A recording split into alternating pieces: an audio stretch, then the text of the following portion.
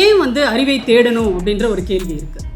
ஊருக்குள்ள தண்ணி எல்லாம் வீட்டுக்குள்ள வந்துருச்சு, எல்லாம் மிதந்துட்டு இருக்கு. அங்க ஒரு காவல்துறை அதிகாரி என்ன பண்ணாரு, யூனிஃபார்மோட கங்கா மாதாவே தன்னோட வீட்டுக்கு வந்துட்டான்னு சொல்லிட்டு வீட்டில் காஃபி போடுறதுக்கோ எதுக்கோ வச்சிருந்த பாலை கொண்டு அதுல கொட்டி மலர்களை எல்லாம் அதற்கு தூவி கங்கை மாதாவை வரவேற்ற காட்சியெல்லாம் நம்ம பார்த்தோம். இதனால என்ன நடக்கும் அப்படின்னா, உங்களுக்கு சொர்க்கம் நிச்சயமாக கிடைக்கும், கங்காவினுடைய ஆசீர்வாதம் உங்களுக்கு கிடைச்சிருக்குது அப்படின்னு. இன்னும் கொஞ்சம் கங்கா மாதா பொங்கி இருந்தானா இங்கேயே சொர்க்கம் தான் அவங்களுக்கு. அதெல்லாம் அந்த அறிவு கட்ட முட்டாளுக்கு புரியாம சொல்லியிருக்கிறாப்ல. அதை விட தமிழ்நாட்டிலேயே இருக்கிற சில பேரு தான் தலைவர் அப்படின்னு சொல்லிட்டு வரும்போது கூட அந்த நீ சொன்னிய ஒரு தலைவர், அவர் பேர் என்ன, அந்த பேரை சொன்ன உடனே ஞாபகத்துக்கு என்ன வருதுன்னா திரள்நிதி அப்படின்னு ஞாபகத்துக்கு வருது. இன்னைக்கு நம்மளுடைய தலைவர்கள் ஒவ்வொருத்தரையும் எடுத்துக்கிட்டீங்கன்னா அவங்களுடைய படங்கள்ல பார்க்கும்போது, போட்டோஸ் பார்க்கும்போது எல்லாரும் ஒன்று எழுதிட்டு இருப்பாங்க, இல்லைன்னா ஏதாவது புக்கு வச்சு கையில படிச்சுட்டு இருப்பாங்க. ஆனா நீங்க நல்லா யோசிச்சு பாருங்க, இல்லை எங்கேயாவது இருந்தா நீங்க பார்த்துருந்தீங்கன்னா எனக்கு சொல்லுங்க.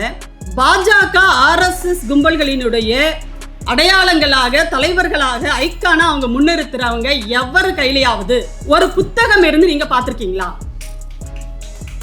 புத்தகத்தோட யார் படத்தையாவது நீங்க காட்டுங்க பார்க்கலாம்.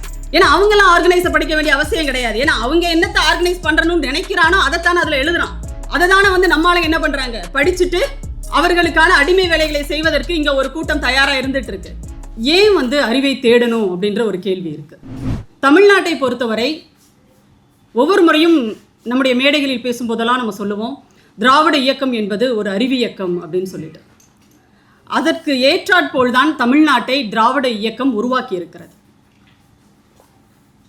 நீங்கள் நல்லா யோசிச்சு பார்த்தீங்கன்னா, திராவிட இயக்கத்தினுடைய மேடைகள், பொதுக்கூட்டங்கள் ஒவ்வொன்றுமே ஒரு அரசியல் வகுப்பாக, ஒரு வரலாற்றினுடைய பக்கங்களை எடுத்து சொல்லுகின்ற வகுப்பாக தான் இங்கே நடந்திருக்கு.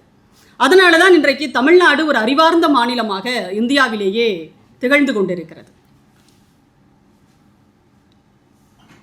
வட மாநிலத்தில் பார்த்தீங்கன்னா கங்கை நதியினுடைய வெள்ளம் அதிக அளவில் மழை பெய்ததுனால கங்கை நதி கரை புரண்டு ஊருக்குள்ளெல்லாம் வந்துருச்சு. ஊருக்குள்ள தண்ணி எல்லாம் வீட்டுக்குள்ள வந்துருச்சு, எல்லாம் மிதந்துட்டு இருக்கு. அங்கே ஒரு காவல்துறை அதிகாரி என்ன பண்ணாரு, யூனிஃபார்மோட கங்கா மாதாவே தன்னோட வீட்டுக்கு வந்துட்டான்னு சொல்லிட்டு வீட்டில் காஃபி போடுறதுக்கோ எதுக்கோ வச்சிருந்த பாலை கொண்டு அதில் கொட்டி மலர்களை எல்லாம் அதற்கு தூவி கங்கை மாதாவை வரவேற்ற காட்சியெல்லாம் நம்ம பார்த்தோம். உத்தரப்பிரதேசத்தில் மிக கடுமையான பாதிப்பு அந்த மக்களுக்கு. அப்போது உத்தரப்பிரதேசத்தினுடைய மீன்வளத்துறை அமைச்சர் ஒருத்தர், அவர் கட்சி பேர் எனக்கு நினைவில் இல்லை, அவர் பாஜகவினுடைய கூட்டணி கட்சியான ஒரு கட்சியினுடைய உறுப்பினர். அவர் அந்த உத்தரப்பிரதேச அரசாங்கத்தில் மீன்வளத்துறை அமைச்சராக இருக்கார். அவர் போய் மக்களை சந்திக்கும் போது, அந்த பாதிக்கப்பட்ட மக்களை போய் பார்க்கும்போது அவர் என்ன சொல்கிறாருன்னா, கங்கா தேவி, அதாவது கங்கா மாதா உங்கள் வீடுகளை தேடி தன்னுடைய புனிதமான தண்ணீரால் உங்கள் பாதங்களை கழுவி விட்டு இருக்கிறாள். இதனால் என்ன நடக்கும் அப்படின்னா, உங்களுக்கு சொர்க்கம் நிச்சயமாக கிடைக்கும், கங்காவினுடைய ஆசீர்வாதம் உங்களுக்கு கிடைச்சிருக்குது அப்படின்னு. இன்னும் கொஞ்சம் கங்கா மாதா பொங்கி இருந்தானா இங்கேயே சொர்க்கம் தான் அவங்களுக்கு. அதெல்லாம் அந்த அறிவு கட்ட முட்டாளுக்கு புரியாம சொல்லியிருக்கிறாப்ல. அப்போ அந்த பெண்கள் சொல்லியிருக்காங்க, கங்காவோட ஆசீர்வாதத்தை நீங்களே வச்சுக்கோங்க அப்படின்னு அந்த பெண்கள் திருப்பி சொல்லியிருக்காங்க. அதாவது எப்படின்னா, இப்போதான் அந்த மக்கள் இதை பற்றிலாம் யோசிக்க ஆரம்பிச்சிருக்காங்க.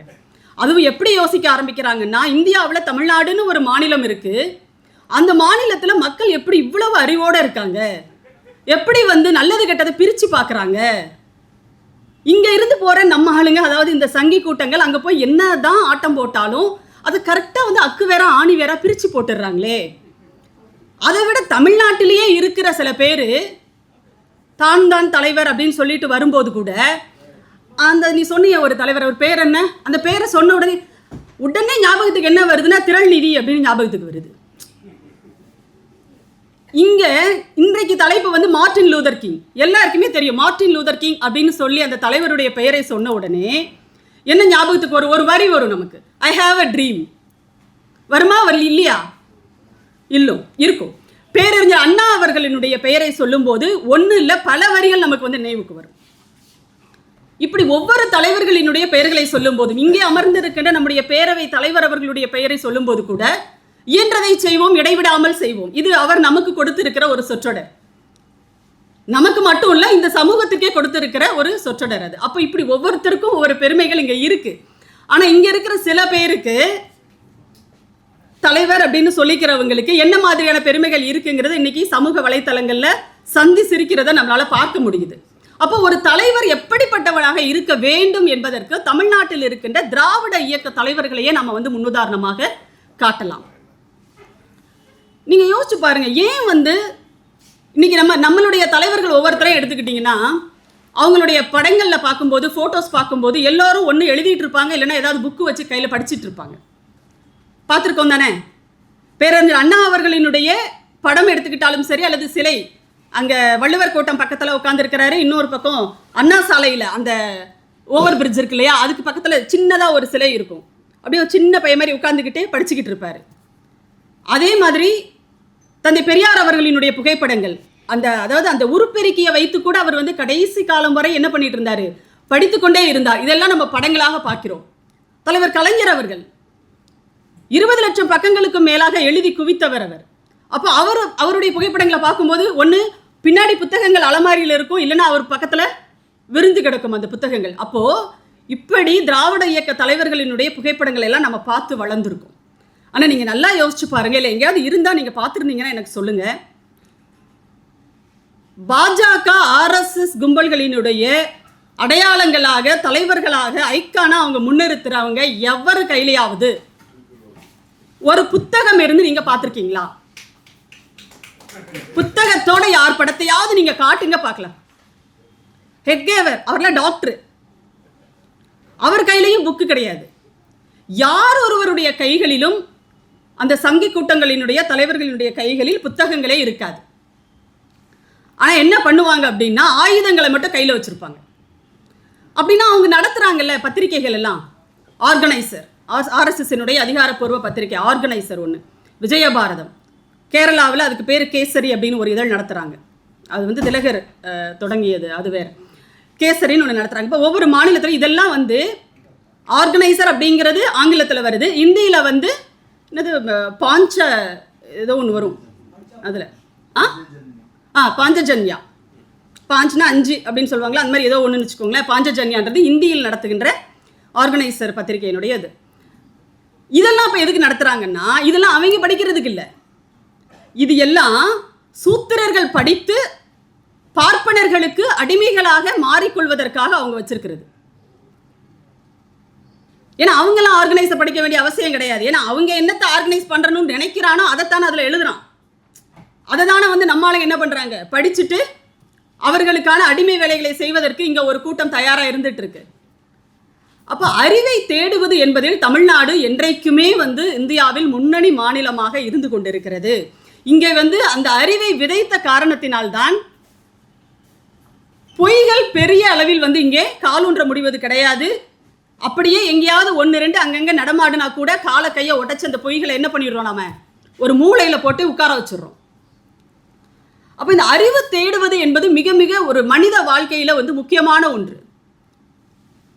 நம்ம யாராவது ஒருத்தர் வந்து ஏதாவது ஒன்று பண்ணிட்டாங்கன்னு வச்சுக்கோங்களேன், தப்பு பண்ணிட்டான்னு வச்சுக்கோங்களேன், அவனை பார்த்து ஏய் என்ன உனக்கு செல்வம் இருக்கா அப்படின்னு யாரும் கேட்க மாட்டாங்க, உனக்கு அறிவு இருக்காடா அப்படி தானே கேட்குறாங்க. அப்போ என்ன அப்படின்னா அறிவார்ந்த மனிதர்கள் தான் இந்த சமூகத்திற்கு தேவை. அறிவார்ந்த மனிதர்கள் வந்து சமூகத்திற்கு தீங்கு செய்ய மாட்டாங்க அப்படின்றதுனால தான் நம்ம என்ன சொல்கிறோம், அதெல்லாம் வலியுறுத்துகிறோம். ஆனால் நிறைய பேர் படித்தவர்கள் எல்லாம் அறிவாளிகள் இல்லை. ஐயா பெரியார் அவர்கள் சொல்கிற மாதிரி இந்த கல்வியெல்லாம் வந்து கல்விக்கும் அறிவுக்கும் தொடர்பே கிடையாது அப்படின்னு சொல்கிற மாதிரி படித்தவர்கள் எல்லோருமே வந்து அறிவாளிகள் அப்படின்லாம் கிடையாது.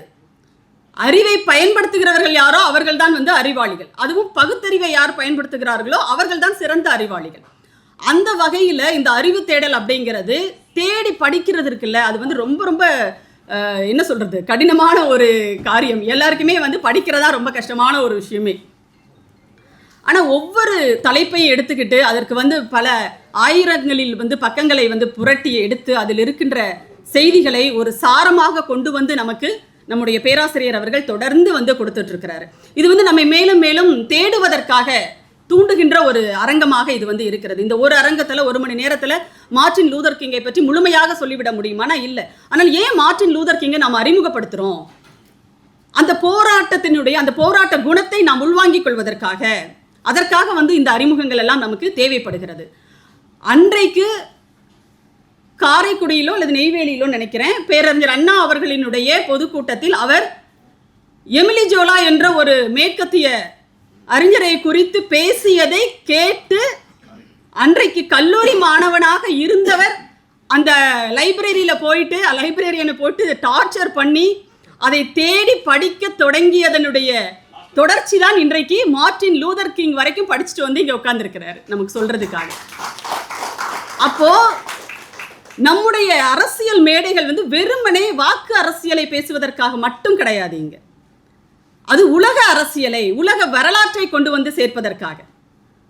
அதுதான் தொடர்ந்து வந்து நம்முடைய திராவிட இயக்கங்கள் இங்கே முன்னெடுத்து வந்த ஒரு அறிவியக்கத்தினுடைய தொடர்ச்சியாக நம்ம வந்து பார்க்கிறோம். ஏன்னா இன்னைக்கு அறிவு திருட்டு ஒரு பக்கம் நடக்குது. இப்போ வந்து பார்த்தீங்கன்னா ரொம்ப லேட்டஸ்ட் அப்படிங்கிறது வாக்கு திருட்டு. அறிவு திருட்டுன்றதை நம்ம தொடர்ந்து பார்த்துட்டு இருக்கோம். ஏன்னா சிந்து சமவெளி நாகரிகம் என்பது திராவிட நாகரிகம்னு சொல்லிட்டு இருக்கிற அதே நேரத்தில் இல்லை அது சிந்து சரஸ்வதி நாகரிகம் அப்படின்னு சொல்லி நமக்கான அறிவை, நாம் தேடிக்கொண்டிருக்கிற அறிவை அவங்க பக்கம் மடைமாற்றுகின்ற ஒரு வேலையை, திருடி கொண்டிருக்கிற வேலையை ஒரு பக்கம் செஞ்சுட்டு இருக்காங்க. இன்னொரு பக்கம் இப்போ லேட்டஸ்டாக என்ன பண்ணுறாங்க அப்படின்னா வாக்கை திருடுகிற வேலையையும் இந்த சங் பரிவார் கும்பல் செய்து கொண்டிருக்கிறது. அப்போ இந்த வாக்கு திருடுறதுக்கும் அறிவை தேடுறதுக்கும் என்னங்க சம்பந்தம்? இந்த அறிவை நாம் தேடுவதனால்தான், தேடிக்கொண்டிருக்கிற காரணத்தினால்தான், நம்முடைய மக்களையும் அறிவார்ந்த மக்களாக உருவாக்கி கொண்டிருக்கிற காரணத்தினால்தான் இந்த வாக்கு திருட்டு அப்படிங்கிறத மக்களால் பகுத்தறிந்து பார்க்க முடிகிறது. இன்னைக்கு கடுமையான எதிர்ப்பு அப்படிங்கிறது தொடக்கத்திலிருந்தே தமிழ்நாட்டில் தான் அதிக அளவில் வரும். இன்றைக்கு வட மாநிலங்களிலும் அது தொடங்கி இருக்கிறது. காங்கிரஸ் கட்சியினுடைய தலைவர் ராகுல் காந்தி அவர்கள் அதை வந்து ரொம்ப ரொம்ப வேகத்தோடு அதை முன்னெடுத்து விடுகிறார் அப்படிங்கிறதை நம்ம பார்க்குறோம். அப்போ ஒரு சமூக அரசியல் சூழலையும் மாற்றி அமைக்கக்கூடிய அளவிற்கான வரலாறுகளை நாம் படிக்க வேண்டிய ஒரு கட்டாயத்தில் நாம் இன்னைக்கு இருக்கிறோம். இவர் நம்ம எபின் தோழர் சொன்ன மாதிரி மார்ட்டின் லூதர் கிங்கை பற்றி படித்தா நீங்கள்லாம் வந்து பேசுனா உண்மையான இந்தியரா அப்படின்னு கேட்பாங்க அப்படின்னு ஒரு கேள்வியை வந்து அவர் வைக்கிறாரு. நீங்கள் சாவர்கரையும் இவங்களை படித்தா மட்டும்தான் நீங்கள் உண்மையான இந்தியர் இந்த நாட்டில். ஆனால் அந்த கன்றாவியெல்லாம் நம்மளால் படிக்க முடியுமா? முடியாது. இப்போ நான் ஒரு பதிவு வேற போட்டிருந்தேன் ஃபேஸ்புக்கில், ஒரு 2 நிமிஷத்தில் முடிச்சிடறேன். ஃபேஸ்புக்கில் வந்து பதிவு போட்டிருந்தேன். அன்றைக்கி தற்செயலாக எப்போவாவது அப்படியே மாற்றிட்டே வரும்போது, சேனல் மாற்றிட்டே வரும்போது இந்த பொதிகை சேனல் வந்து விழும். முந்தையாவது வந்து பொதிகையில் கொஞ்சம் பார்ப்போம் நாம். ஆனால் இப்போல்லாம் அங்கே பார்க்குற மாதிரி எதுவுமே கிடையாது. உண்மையிலேயே பொதிகை சேனலில் நம்ம பார்க்குற மாதிரியான நிகழ்ச்சிகளோ அல்லது நம்முடைய அறிவை வந்து விரிவு செய்து கொள்வதற்கான ஒரு கூறுகளோ நமக்கு அதுலேருந்து கிடைக்கவே கிடைக்காது. அப்போ அந்த சேனலை பார்த்துட்டே வரும்போது திடீர்னு பார்த்தா தேசபக்தி குறித்த ஒரு நிகழ்ச்சி. அது இங்கே ஒரு நெறியாளர் உட்கார்ந்துருக்காரு, இங்கே ஒரு அவாள் உட்கார்ந்துருக்காரு. ஏன்னா அவளுக்கு தானே தேசபக்தி அதிகம். அதாவது சொந்த தேசமே இல்லாதவர்களுக்கு இந்த நாட்டில் தேசபக்தி அதிகமா. ஆனால் இங்கேயே பிறந்து வளர்ந்து சொந்த நாட்டில் இருக்கின்ற சொந்த மக்கள் நமக்கு வந்து தேசபக்தி கிடையாது, நம்மள வந்து ஆன்டி இண்டியன்ஸா. சரி, அது ஒரு பக்கம் இருக்கட்டும். அப்போ அந்த நிகழ்ச்சி சரி என்னதான் பேசுகிறாங்கன்னு கேட்கலாமே அப்படின்னு சொல்லிட்டு பார்த்தா பின்னாடி ஒரு பெரிய தேசிய கொடி பறக்குது. நான் ஆகஸ்ட் 15க்கு இன்னும் நாள் இருக்குது, அதுக்குள்ளே என்ன தேசிய கொடி பறக்குதே இங்கே, சரி என்னதான் சொல்கிறாங்கன்னு பார்த்தா உடனே அவர் ஆரம்பிக்கிறதுக்கு முன்னாடி தேசபக்தி பாடல்களை நாம் கொஞ்சம் பார்த்துட்டு அதுக்கப்புறமா தொடரலாம். சரி தேசபக்தி பாடலாம் என்ன போடுறாங்கன்னு பார்க்கலாம் அப்படின்னு பார்த்தா அந்த பாட்டோட வரிகள் என்னன்னு நம்ம கவனிச்சுட்டு இருக்கிறதுக்குள்ளேயே எனக்கு கடுமையான ஷாக்கு. காந்தி முதல்ல எடுத்த உடனே பட்டேல் வர்றாரு, அதுக்கப்புறம் தான் நடுவில் காந்தி வர்றாரு. அதுவே நமக்கு பயங்கர ஷாக்காக இருக்கு. சரியா, சரி ரைட்டு, அவங்களுக்கு வந்து பட்டேல் மேல் இருக்கிற பாசம் என்ன அப்படிங்கிறது நமக்கு புரியுது. அவர் போடுறாங்க, பட்டேல் வராரு, காந்தி வராரு, அதுக்கப்புறம் டபால்னு பார்த்தா நேரு இடையில வராரு, அப்புறம் திடீர்னு பார்த்தா சாவர்கர் வந்துடுறாரு. அந்த தொப்பியை ஒன்று போட்டுக்கிட்டு, அது ஒரே ஒரு படம் தாங்க, அதை தவிர்த்து வேற எந்த சாவர்கர் படத்தையாவது எங்கேயாவது நம்ம பார்த்துருக்கோமா? இல்லை, சாவர்கர் வந்து நிற்கிறார், அதுக்கப்புறம் தான் நேதாஜியே வராரு. சரியா, அதாவது நேதாஜியினுடைய படையில் இங்கிருந்து தமிழர்கள் வந்து நிறைய பேர் போய் அவருடைய அந்த இந்திய தேசிய இராணுவத்தில் பங்களிப்பு செய்த வரலாறுலாம் நமக்கு தெரியும். அதுவும் குறிப்பாக தமிழ்நாட்டில் வந்து தமிழ்நாட்டிலிருந்து அதுவும் தென் பகுதியிலிருந்து அதிகமானோரை அந்த விடுதலை போராட்டத்தில் பங்கெடுக்க செய்ததற்கான பெருமை என்பது ஐயா முத்துராமலிங்கனார் அவர்களை சாரும். ஏன்னா அவர் வந்து நேதாஜியின் மீது அளவற்ற பற்றுதல் கொண்டவர் அவர் அப்படிங்கிறது. ஆனால் இன்னைக்கு பாருங்க, அந்த சமூகத்தை சார்ந்த மக்கள் இதையெல்லாம் உணர்வாங்களான்னு நமக்கு தெரியல. ஏன்னா உங்களுடைய தலைவராக நீங்கள் ஏற்றுக்கொண்டிருக்கின்ற ஒருவருக்கு மிகவும் பிடித்தமானவர், அவருக்கு வந்து ஒரு என்ன சொல்றது, ஒரு தேசியம் அப்படிங்கிறதுலையும் சரி, அல்லது ஒரு இந்திய விடுதலை போராட்டத்திலும் சரி, ஒரு வழிகாட்டியாக அவரை பின்பற்றுகிறேன் என்று சொல்லக்கூடிய அளவிற்கு அவர் வந்து வரித்து கொண்ட ஒரு தலைவர் நேதாஜி. அவரை வந்து இந்த சங் பரிவார கும்பல் இழிவுபடுத்துது, புறக்கணிக்குது அப்படின்னா இது உங்களுக்கான ஒரு பாடம் அப்படின்னு தான் நான் சொல்லுவேன். இதை வந்து புரிஞ்சுக்கிறதுக்கான ஒரு வாய்ப்பு உங்களுக்கு அப்படின்னு தான். பார்த்தா திடீர்னு வந்து சாவர்கர் வராரு, அதுக்கப்புறம் தான் நேதாஜியே வராரு. அப்போ நீங்கள் யோசிச்சு பாருங்க, ஒரு பக்கம் வந்து இதை எப்படி மடைமாற்றி எடுத்துட்டு போறாங்க அப்படிங்கிறத பாருங்க. அப்போ இது மட்டும் இல்லை, நிறைய வந்து இந்த மாதிரி பொய்களாலும் புரட்டுகளாலும் தான் அவங்க வந்து வரலாறுகளை இப்போதான் வந்து எழுத தொடங்கி இருக்காங்க. அதுவும் கீழடிக்கு அப்புறமா அவங்களுக்கு வந்து என்ன பண்றதுன்னே தெரியல, என்ன பண்றதுன்னே புரியல. முதல்ல ஒண்ணுமே பண்ண முடியாத ஒரு காலகட்டத்தில் அவர்களுடைய அதிகாரத்தை பயன்படுத்தி, அவங்க கிட்ட இருக்கிற இந்த இன்ஸ்டிடியூஷன்ஸை பயன்படுத்தி இவ்வளவு வேலைகளையும் அவங்க செஞ்சிட்டு இருக்காங்க. அப்போ இப்படிப்பட்ட ஒரு சூழலில் நமக்கு இந்த போராளிகளினுடைய வாழ்க்கை வரலாற்றை நாம் தெரிந்து கொண்டு அதிலிருந்து மேலும் மேலும் நாம் உணர்வு பெற வேண்டிய ஒரு நிலையில் இன்றைக்கு நாம் இருக்கிறோம். அதை திராவிட இயக்க தமிழர் பேரவை மிகவும் சிறப்பாக உங்களுக்கான ஒரு களத்தை வந்து ஒரு வாய்ப்பை அமைத்து கொடுக்கிறது. அதனுடைய ஒரு பகுதி தான் இந்த அறிவு தேடல் அப்படிங்கிறது. ஒரே ஒரு சின்ன விஷயம், முதல்ல படிக்கும்போது சொல்லுவாங்க, அதாவது பாடப்புத்தகத்தை தவிர நானும் முதல்ல வந்து வேற ஒரு பொதுவான புத்தகங்களை வாசிப்பு பழக்கத்தை எனக்கு ஏற்படுத்தணும்னு நினைச்ச நண்பர் சொன்னார், நீங்கள் எடுத்த உடனே வந்து பெரிய பெரிய புத்தகங்கள் எல்லாம் நீங்கள் வந்து படிக்காதீங்க, உங்களுக்கு வந்து போர் அடிக்கும், அப்புறம் படிக்கிற பழக்கத்தையே நீங்கள் விட்டுருவீங்க, தொடர மாட்டீங்க. அதனால ரொம்ப எளிதாக இருக்கிற மாதிரி கதைக்கு புத்தகங்கள் எல்லாம் படிங்க, அதுதான் ரொம்ப ஈஸியாக இருக்கும், படிக்க படிக்க உங்களுக்கு வந்து அப்படியே வந்து அதில் பயணிக்க ஆரம்பிச்சிருவீங்க அப்படின்னு சொல்லுவாங்க. ஆனால் உண்மையிலேயே வந்து நான் சொல்கிறேன், இப்போ இருக்கிற இந்த இளைஞர்களுக்கு, இங்கே குட்டி தம்பி செங்கொடியோட பையன், குட்டி பையன் இருக்கிறான், அவனுக்கு இந்த புத்தகங்கள்லாம் பார்க்கும்போது கொஞ்சம் பயமாக தான் இருந்துச்சு. வந்தான், ஆர்வமாக வந்தான். ஆனால் இவ்வளோ பெரிய புத்தகங்கள் அப்படிலாம் பார்க்கும்போது அது அவர் கொஞ்சம் டஃப்பாக தான் இருக்கும், சின்ன பிள்ளை இல்லையா. ஆனால் இதில் மற்ற இளைஞர்கள் எல்லாம் இங்கே வந்திருக்கீங்க, வாசிப்பு பழக்கத்தை நீங்கள் அதிகப்படுத்திக் கொள்ள வேண்டும், உங்களுக்கு அதை வளர்த்துக்கணும் அப்படின்னு சொன்னால், நான் சொன்ன மாதிரி அவங்கெல்லாம் சொன்ன மாதிரி இந்த கதை புத்தகத்தில் ஆரம்பிங்க, ஆனந்த விகடனில் ஆரம்பிங்க, குமுதத்தில் ஆரம்பிங்க, அதெல்லாம் இல்லை. பேராசிரியர் சுபவி அவர்களினுடைய வாழ்க்கையை சொல்லுகின்ற வந்ததும் வாழ்வதும் அப்படின்னு ஒரு புத்தகம் இருக்குது. அது கதை தான், ஆனால் உண்மை கதை. அதை நீங்கள் முதல்ல வாசிக்க தொடங்குங்க. அந்த புத்தகத்தை வாசித்து விட்டு இந்த இயக்கத்திற்குள் வந்தவர்கள் நிறைய பேர். அது இருப்பதெல்லாம் வந்து இந்த கை தூக்குறாரு, அது அங்கே ஒருத்தர் உட்கார்ந்துருக்கிறார், அந்த புத்தகத்தை வாசிச்சுட்டு உள்ள வந்தவர். அப்போது இந்த உண்மை கதை அது, அதனால் நீங்கள் அதை வாங்கி வாசிங்க. அது ரொம்ப எளிய நடையில் இருக்கும். அவருடைய பேச்சு மட்டும் கிடையாது, அவருடைய எழுத்துமே கூட ரொம்ப ரொம்ப எளிய நடையில் இருக்கும். ஆனால் அதில் இருக்கிற செய்திகள் எல்லாம் மிகவும் கனமான செய்திகளாக, உண்மையான செய்திகளாக இருக்கும், உண்மையான வரலாறையும் உள்ளடக்கியதாக இருக்கும் அப்படிங்கிறது சொல்லி. ஏன்னா இளைஞர்கள் நிறைய பேர் வந்திருக்கீங்கன்றதுனால நான் இதை வந்து உங்களுக்கு சொல்கிறேன். சொல்லுவது அப்படிங்கிறது நம்மளுடைய கடமை அப்படிங்கிறதுனால நான் சொல்கிறேன். அதனால் அந்த புத்தகம் வெளியில் இருக்குது, தயவுசெய்து நீங்கள் அதை வாங்கிட்டு போய் முதல் வாசிப்பை அதிலிருந்து நீங்கள் தொடங்குங்கள் அப்படின்னு நான் கேட்டுக்கிறேன்.